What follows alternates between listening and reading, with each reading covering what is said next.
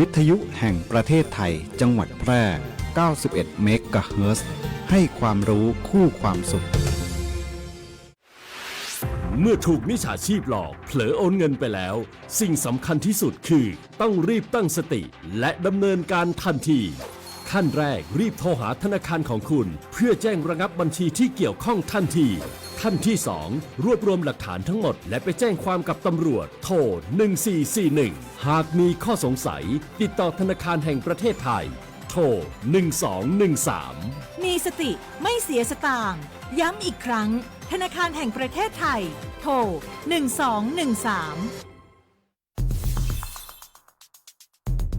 แค่ 3 ปีความเสียหายจากอาชญากรรมไซเบอร์ของคนไทยพุ่งทะลุถึง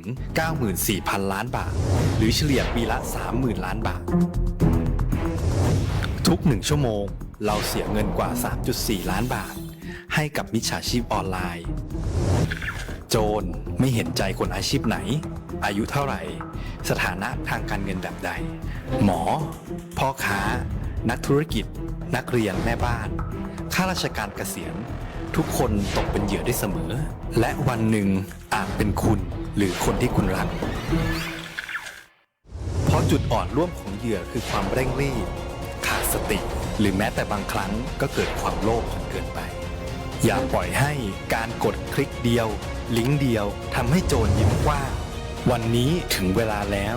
ที่คนไทยทุกคนจะต้องร่วมมือกันสร้างภูมิคุ้มกันอาชญากรรมไซเบอร์ช่วยกันหยุดก่อนที่ภัยไซเบอร์จะทำให้คนที่คุณรักและตัวคุณเองกลายเป็นเหยื่อ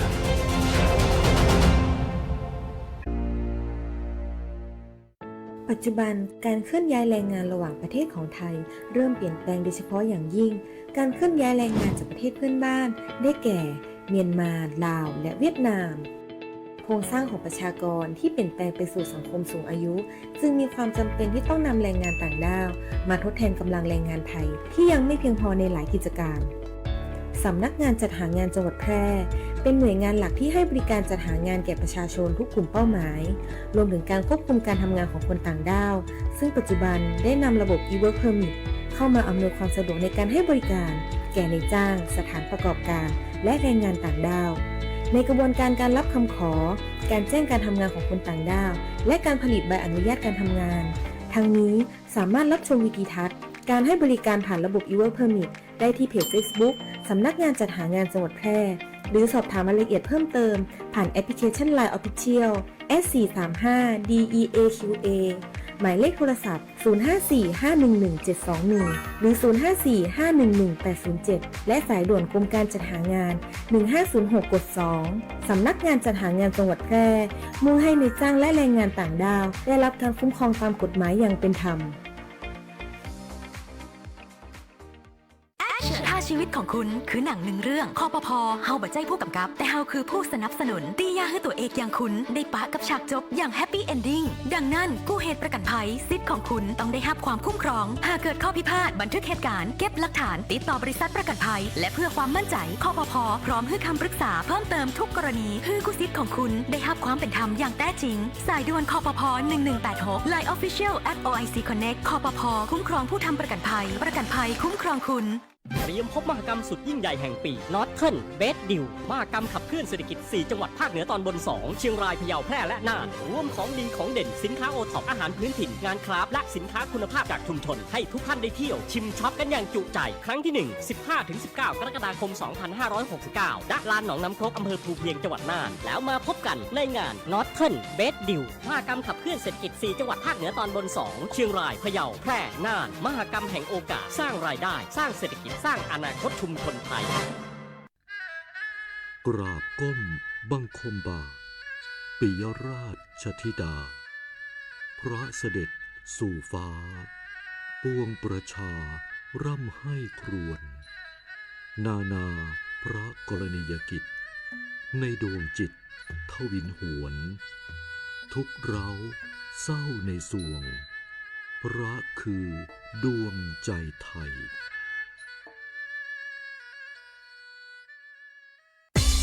คุณกำลังฟัง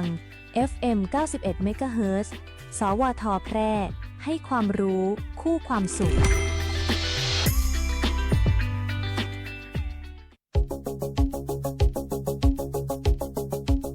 ข่าวสารฉับไวใกล้ตัวบริการทันใจร่วมแรงร่วมใจงานบ้านงานบุญประกวดราคาโปร่งใสและติดตามสภาพอากาศประจำวันโดยทีมข่าวสวทแพร่ FM 91 เมกะเฮิรตซ์สถานีข่าวดีของประชาชนคนเมืองแพร่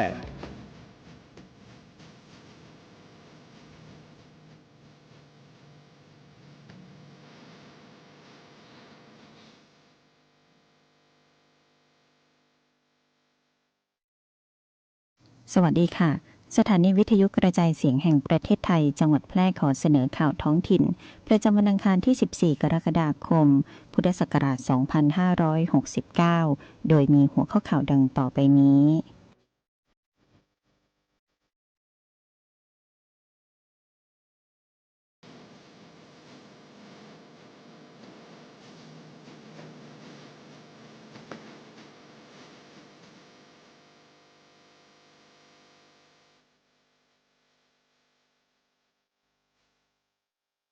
ขนส่งจังหวัดแพร่เชิญชวนรับคำขอรับจัดสรรเป็นค่าอุปกรณ์ช่วยเหลือผู้พิการอันเนื่องมาจากการประสบภัยที่เกิดจากการใช้รถใช้ถนนสาธารณสุขจังหวัดแพร่เตือนคนรุ่นใหม่ระวังพยาธิใบไม้ตับรัฐบาลหนุนทปท.ยกระดับคุมธุรกรรมเสี่ยงตัดวงจรทุนเทาปิดฟอกเงินทั้งระบบครม.เห็นชอบต่ออายุใบอนุญาตทำงานแรงงานต่างด้าว3สัญชาติอีก1ปีลดผลกระทบภาคธุรกิจต่อไปเป็นรายละเอียดของข่าวค่ะ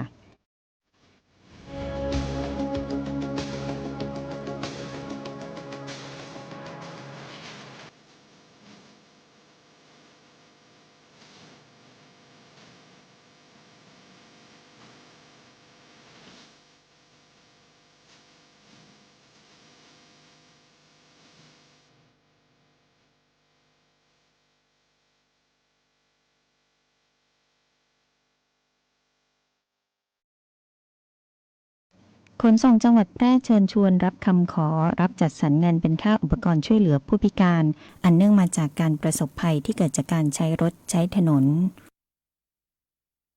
นางสาวดารารัตน์ดาวเวียงการขนส่งจังหวัดแพร่เปิดเผยว่ากองทุนเพื่อความปลอดภัยในการใช้รถใช้ถนนหรือกปท.ได้เปิดรับคำขอรับจัดสรรเงินเป็นค่าอุปกรณ์ช่วยเหลือผู้พิการอันเนื่องมาจากการประสบภัยที่เกิดจากการใช้รถใช้ถนนผู้พิการหรือผู้ดูแลคนพิการที่สนใจ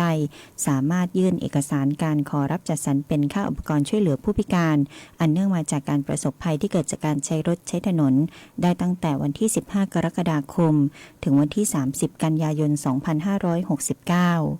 ณกรุงเทพมหานครสามารถยื่นได้ที่กรมการขนส่งทางบกอาคาร2ชั้น5จังหวัดอื่นๆยื่นได้ที่สำนักงานขนส่งจังหวัดทั่วประเทศและสำนักงานขนส่งจังหวัดแพร่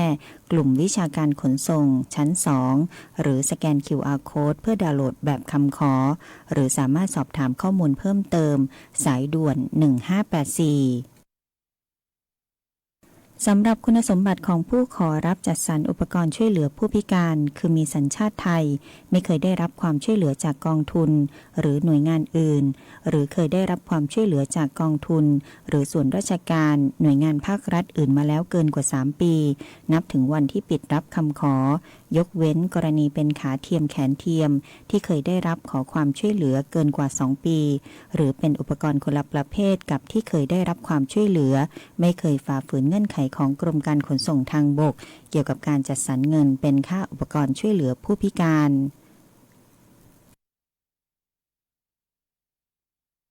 สาธารณสุขจังหวัดแพร่เตือนคนรุ่นใหม่ระวังพยาธิใบไม้ตับนายนพรัตน์วชรขจรกุลนายแพทย์สาธารณสุขจังหวัดแพร่เปิดเผยว่า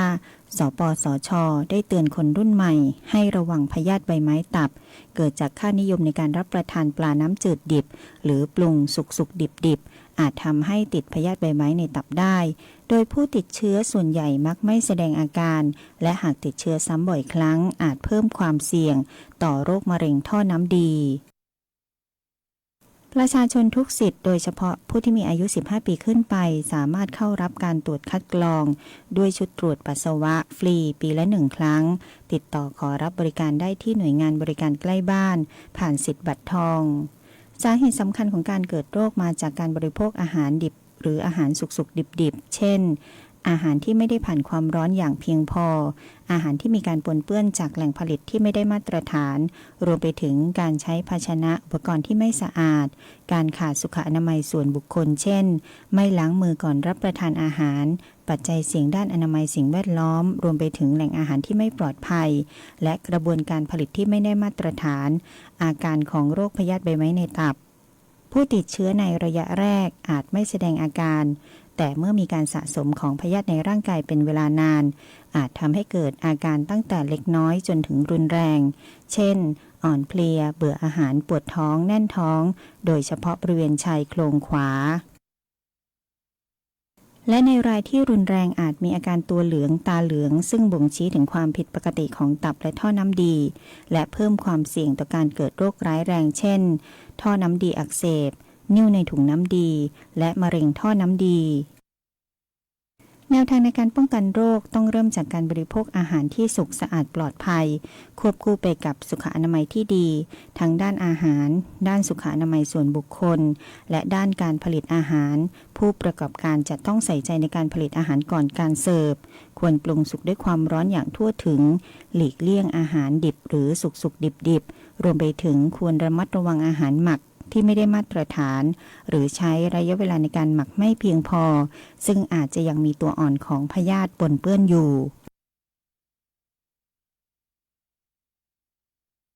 รัฐบาลเดินหน้าปราบปรามทุนเทาและอาชญากรรมทางเศรษฐกิจอย่างต่อเนื่องโดยมีการบูรณาการการทำงานของหน่วยงานด้านการเงิน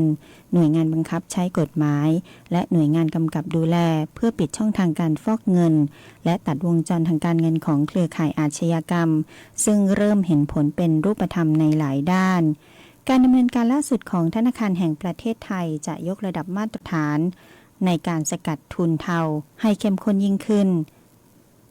โดยจะเริ่มในเดือนตุลาคมนี้เป็นการขยายไปสู่กรณีเงินฝากเกิน5 ล้านบาทต้องรายงานที่มาว่ามาจากไหนรวมไปถึงการแลกเงินโดยการนำเงินสดเช่นแบงค์ 1,000 บาทมูลค่า10 ล้านบาทมาแลกเป็นแบงค์100 บาทหรือแบงค์500 บาทก็ต้องชี้แจงเหตุผลว่าทำไมต้องแลกแบบนั้นซึ่งจะช่วยเพิ่มประสิทธิภาพในการป้องกันการฟอกเงินและการใช้ระบบสถาบันการเงินสนับสนุนกิจกรรมผิดกฎหมายโดยก่อนหน้านี้มาตรการให้รายงานการถอนเงินสดตั้งแต่5 ล้านบาทขึ้นไปส่งผลให้ธุรกรรมถอนเงินสดจำนวนมากลดลงประมาณ 35%ขณะที่การเฝ้าระวังธุรกรรมผิดปกติทำให้มีการปิดบัญชีต้องสงสัยแล้วนับพันบัญชีขณะเดียวกันการดำเนินงานของหน่วยงานต่างๆภายใต้นโยบายปราบทุนเทาของรัฐบาลมีความคืบหน้าอย่างต่อเนื่องอาทิการตรวจสอบธุรกิจนอมินีซึ่งทำให้จำนวนบริษัทในกลุ่มเสี่ยงลดลงถึง60%ในไตรมาสแรกของปี 2569 การติดตามและยึดอายัดทรัพย์สินเครือข่ายทุนเทาโดยหน่วยงานที่เกี่ยวข้องมูลค่ากว่า 8,000 ล้านบาทและการตัดวงจรเครือข่ายของการเงินเครือข่ายยาเสพติดซึ่งสามารถอายัดทรัพย์ได้กว่า 10,000 ล้านบาทในช่วงวันที่ 1 เมษายนถึง 10 มิถุนายน 2569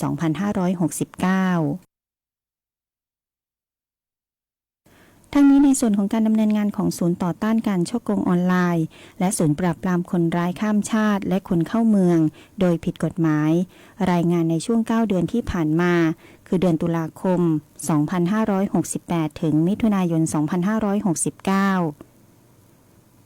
แบ่งผลสำริดสำคัญออกเป็น 3 ด้านคือ 1. การป้องกันประชาชน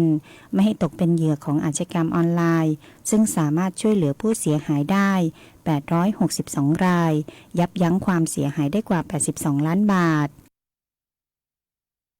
2. การสกัดกั้นเส้นทางการเงินของคนร้ายโดยดำเนินการปิดบัญชีม้ากว่า 351,000 บัญชีและอายัดเงินที่เกี่ยวข้องกับการกระทำความผิดได้กว่า 3,600 ล้านบาทและ 3. การสืบสวนจับกลุ่มเครือข่ายสแกมเมอร์อย่างต่อเนื่องจับกลุ่มผู้ต้องหาได้กว่า 29,000 รายออกหมายจับผู้ร่วมขบวนการในระดับหัวหน้าเครือข่ายกว่า 70 รายครม.เห็นชอบต่ออายุใบอนุญาตทำงานแรงงานต่างด้าว3 สัญชาติอีก 1 ปีลดผลกระทบภาคธุรกิจ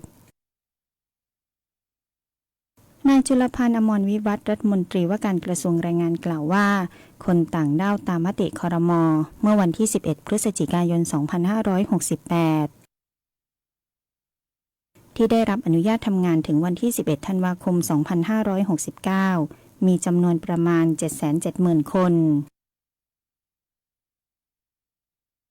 ปัจจุบันยังมีแรงงานต่างด้าวในบางส่วนที่ไม่สามารถทำหนังสือเดินทางหรือเอกสารที่ใช้แทนหนังสือเดินทางได้ส่งผลให้ไม่สามารถตรวจอนุญาตให้อยู่ในราชอาณาจักรได้ทันภายในวันที่ 31 กรกฎาคม 2569 ทำให้มีสถานะไม่ถูกต้องตามกฎหมายกระทรวงแรงงานจึงได้เสนอขยายระยะเวลาในครั้งนี้เพื่อให้การบริหารจัดการแรงงานต่างด้าวในประเทศเพียงพอรองรับกับความต้องการของภาคธุรกิจไม่ให้เกิดภาวะการขาดแคลนแรงงานคนต่างด้าวต้องยื่นต่ออายุใบอนุญาตทำงานก่อนที่ใบอนุญาตจะสิ้นสุดหรือคนต่างด้าวที่ยังไม่มีหนังสือเดินทางเอกสารใช้แทนหนังสือเดินทางต้องดำเนินการเพื่อให้ได้หนังสือเดินทางหรือเอกสารใช้แทนหนังสือเดินทางตรวจลงตราวีซ่าภายในระยะเวลาที่กำหนดอย่างเคร่งครัดโดยระหว่างในการรอ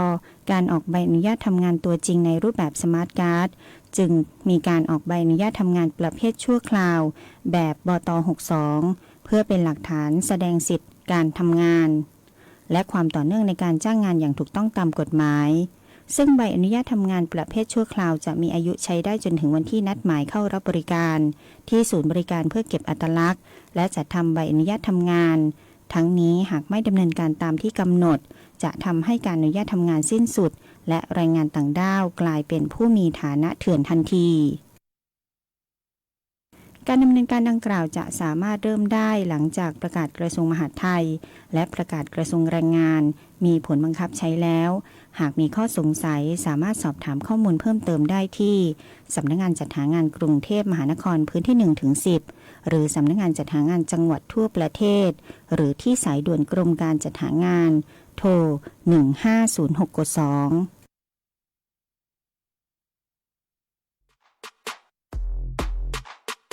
เยาวชนคือพลังสำคัญของชาติและเป็นกำลังสำคัญในการสืบสานความมั่นคงของชาติในอนาคตสถาบันพระมหากษัตริย์คือหนึ่งในสถาบันหลักที่อยู่คู่คนไทยมาอย่างยาวนานเป็นศูนย์รวมจิตใจและเป็นแบบอย่างแห่งการทำความดีเพื่อประชาชนการแสดงออกถึงความจงรักภักดีสามารถทำได้ง่ายๆในชีวิตประจำวันเช่นการเป็นคนดีเคารพกติกาสังคมช่วยเหลือผู้อื่นและทำประโยชน์เพื่อส่วนรวมเยาวชนที่มีความรู้ความเข้าใจอย่างถูกต้องจะสามารถส่งต่อคุณค่าที่ดีงามและร่วมกันรักษาความเป็นไทยให้คงอยู่สืบไปขอเชิญชวนเยาวชนไทยทุกคนร่วมกันเรียนรู้ประวัติศาสตร์ชาติไทยสำนึกในพระมหากรุณาธิคุณและร่วมกันทำรงไว้ซึ่งชาติศาสนาพระมหากษัตริย์สำนักงานประชาสัมพันธ์ที่ 3 กรมประชาสัมพันธ์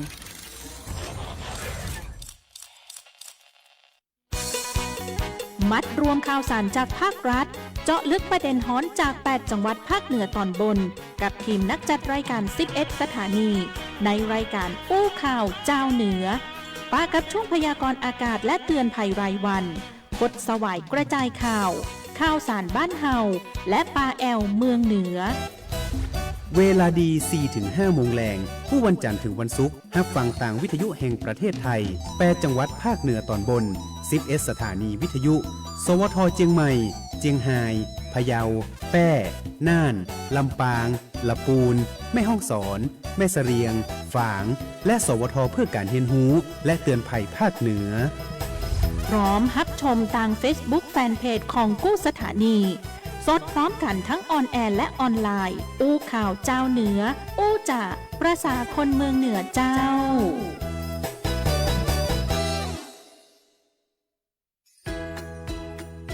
หากคุณอยากจะซื้อที่ดินพร้อมอาคารหรือห้องชุดปลูกสร้างอาคารหรือซื้อที่ดินพร้อมปลูกสร้างอาคารต่อเติมซ่อมแซมอาคารหรือจะกู้เพิ่มระยะเวลาในการผ่อนชำระไม่น้อยกว่า3ปีและไม่เกิน40ปีโดยอายุผู้กู้รวมกับระยะเวลาที่ขอกู้ต้องไม่เกิน70ปีอัตราดอกเบี้ยตามเงื่อนไขที่ธนาคารกำหนดสินเชื่อเพื่อที่อยู่อาศัยช่วยคุณได้ สินเชื่อเพื่อที่อยู่อาศัยสินเชื่อสำหรับลูกค้าทั่วไปของธนาคารให้กู้ยืมเพื่อที่อยู่อาศัย โทรเลย 054-621-490-5 ทอสแพร่หรือติดต่อได้ที่ธนาคารอาคารสงเคราะห์ใกล้บ้านหรือ LINE GHB Buddy กฎหมายง่ายจังแค่ฟังก็เข้าใจโดยสำนักงานกิจการยุติธรรม ตอนจับงูสิงผิดกฎหมายป้า ว้ายตาเหลิมแกเอาอะไรมาให้ฉัน เอ้าก็งูสิงไงป้า เพื่อนฉันน่ะมันฝากมาให้ป้าเอาดองเหล้านะ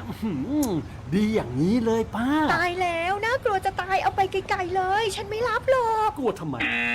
จับงูสิงไม่ได้นะคะ งูสิงถือเป็นสัตว์ป่าคุ้มครองตามกฎหมาย การจับงูสิงมากๆจะส่งผลต่อระบบนิเวศและห่วงโซ่อาหารได้ เพราะงูสิงช่วยจับหนูที่คอยทำลายพืชผลการเกษตรนั่นเองค่ะ ถ้าหากว่าผู้ใดฝ่าฝืนจับงูสิงจะมีโทษจำคุกไม่เกิน10 ปี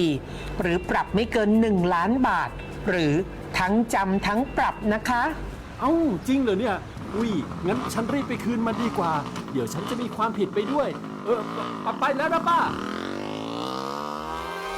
หากสงสัยเรื่องกฎหมายหรือได้รับความไม่เป็นธรรมติดต่อสำนักงานยุติธรรมจังหวัดทั่วประเทศหรือโทรสายด่วนยุติธรรม1111กด77นะ จะบอกให้มาติดตามพยากรณ์อากาศจากกรมอุตุนิยมวิทยาในช่วงวันที่ 14 ถึง 15 กรกฎาคม 2569 ประเทศไทยมีฝนตกหนักในบางแห่งโดยมีฝนตกหนักบางพื้นที่ในภาคตะวันออกเนื่องจากหย่อมความกดอากาศต่ำปกคลุมบริเวณประเทศเวียดนามตอนบนประกอบกับมรสุมตะวันตกเฉียงใต้ที่พัดปกคลุมทะเลอันดามันประเทศไทยอ่าวไทยมีกำลังค่อนข้างแรงสำหรับคลื่นลมบริเวณทะเลอันดามันและอ่าวไทยตอนบนมีกำลังค่อนข้างแรงโดยมีคลื่นสูง 2-3 เมตรบริเวณที่มีฝนฟ้าคะนองคลื่นสูงมากกว่า3 เมตรส่วนอ่าวไทยตอนล่างมีคลื่นสูงประมาณ2 เมตรบริเวณที่มีฝนฟ้าคะนองคลื่นสูงมากกว่า2 เมตรส่วนในช่วงวันที่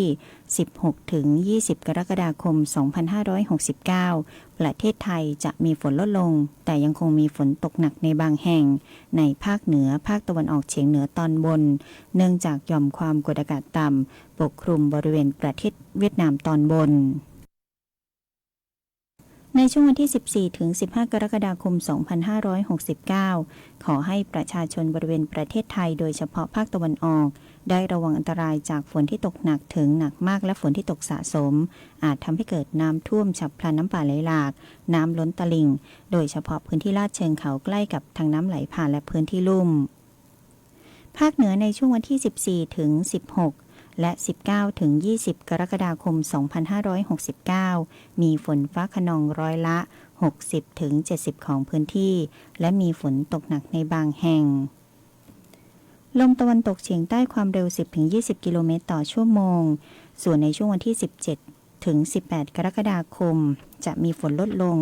ร้อยละ 30 ถึง 40 ของพื้นที่จบการนำเสนอข่าวท้องถิ่น